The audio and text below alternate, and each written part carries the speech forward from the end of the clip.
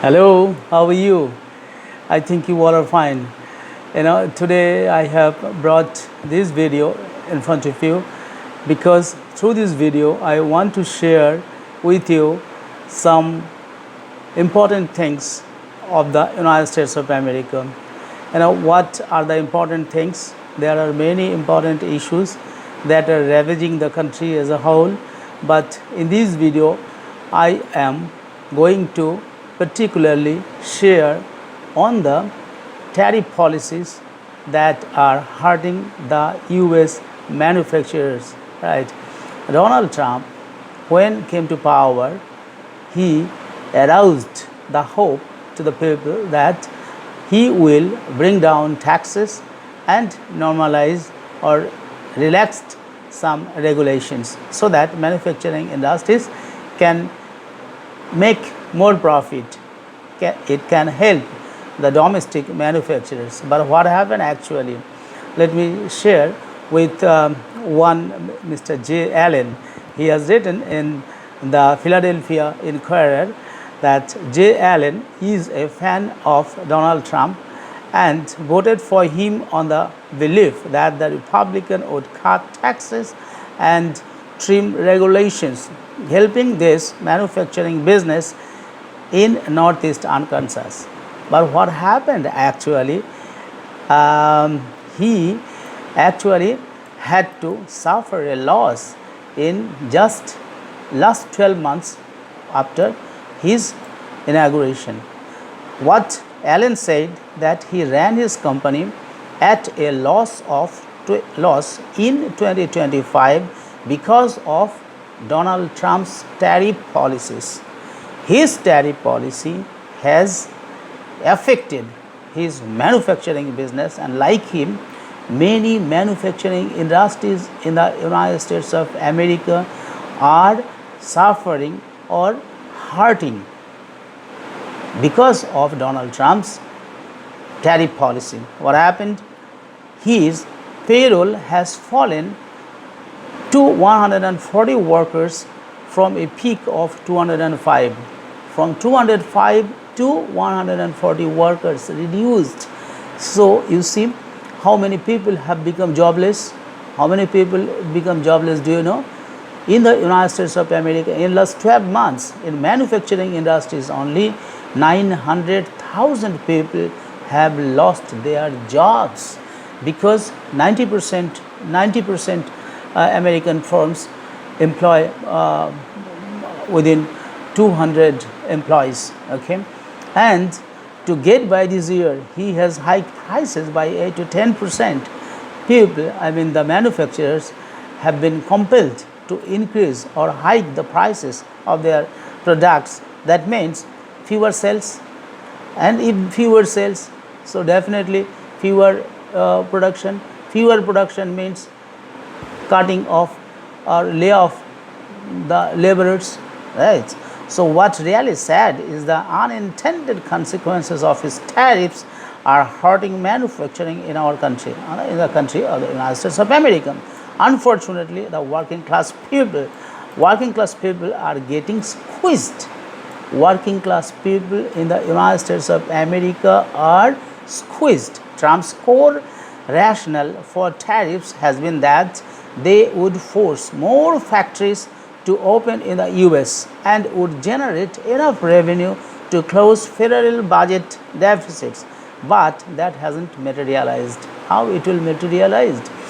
He became the president, and he is the president of the most powerful country in the world, but he does not have this basic knowledge that it takes some time to revolutionize in the industrial sector or to set up industries.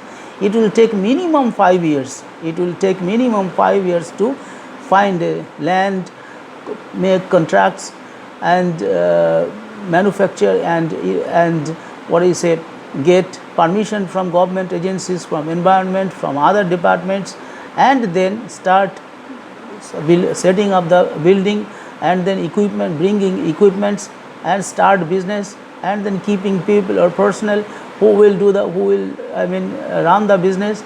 So all these things takes a lot of year, but his tenure is the tenure of the US president is only how many years? Is only for 4 years.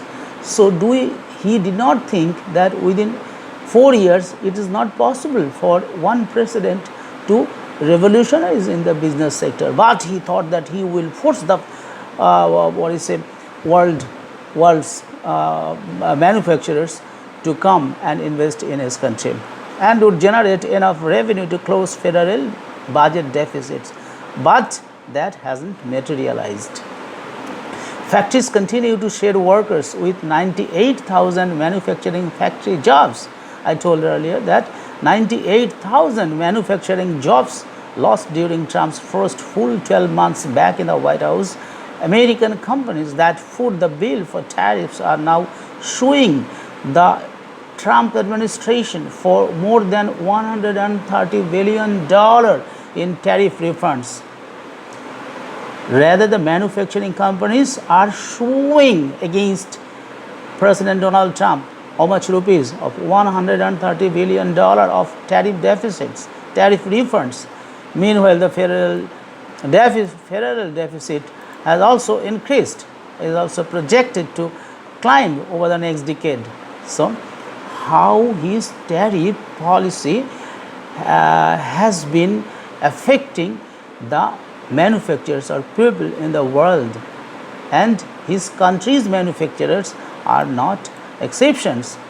And he is claimed, Donald Trump's administration claims that during his time construction is up. Yes, but that has been happened only due to Joe Biden's policies. Joe Biden, take a democratic president last time prior to Donald Trump's, he initiated and factory construction spending began to accelerate in 2022 with the anticipation of government support from Biden's Chips and Science Act. What was the act? Chips and Science Act, because through this act he has given subsidies to the people or to the companies who will set up computer chip plants in the United States, and that law was a primary contributor to a historic surge in the annualized rate of construction spending and manufacturing facilities. Right.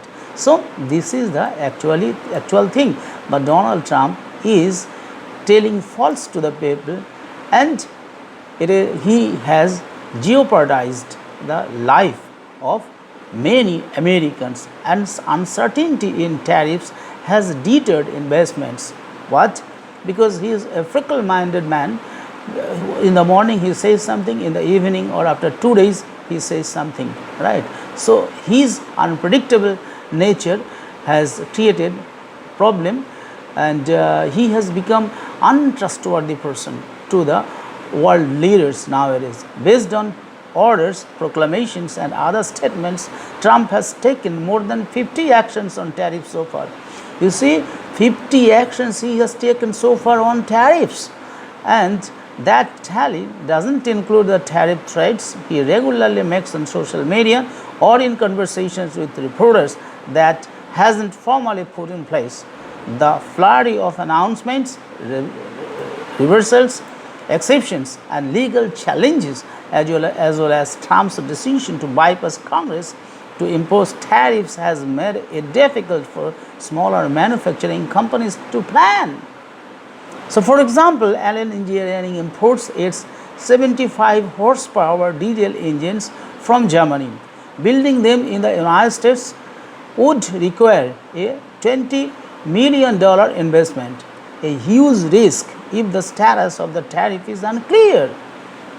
And are engine makers going to spend that kind of money to move production from Germany to the USA when they don't know what the landscape is going to be in 3 years? Allen said, I don't know who is going to be in the White House and what the stance is going to be on the tariff. So this is the uncertainty he has created. He has created in the United States of America after being the president.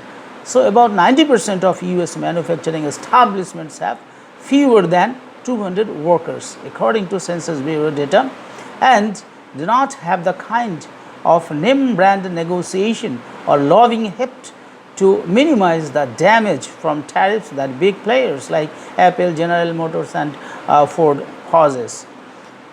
The Association of Equipment Manufacturers in February reported that America's share of global manufacturing severely lags China's. The group has urged tax credits to offset the expense of tariffs and specifically called for tariffs rely on raw materials, parts, and components that cannot be acquired domestically at scale. Steel tariffs have been a particular concern. Trump imposed them last March and hiked them to 50% in June. They were not affected by the Supreme Court decision that found Trump's tariffs are unconstitutional under the emergency powers law. So he has a tendency to bypass the Congress because he tries to use his presidential power. Trump has credited the treaty. Meanwhile, while China's budget deficit is increasing, at the same time, China's trade surplus are growing. China's trade surplus are growing. How China's surplus has been growing? Let's see. Part of Trump's push to expand manufacturing was to help American companies compete against China. But the US manufacturing trade imbalance rose last year under Trump instead of narrowing. Meanwhile, China's trade surplus with the world climbed to a record 1.2 trillion US dollar. This trend exposes one of the big problems with Trump's tariff strategy, said Lord Wallace, director of Rethink Trade program at American Economic Liberties Project. She noted that he largely bypassed Congress and failed to address gaps in World Trade Organization's rulings for the trade frameworks that he negotiated with other countries. So, what he is doing, his policies are creating problems not only the manufacturers of the United States of America, his policies even are affecting the manufacturers of the USA also. That is why he should think about the interests of his own countrymen, otherwise he might not come back in power once again in his third term. Okay, with this I would like to conclude this video. Thank you for watching.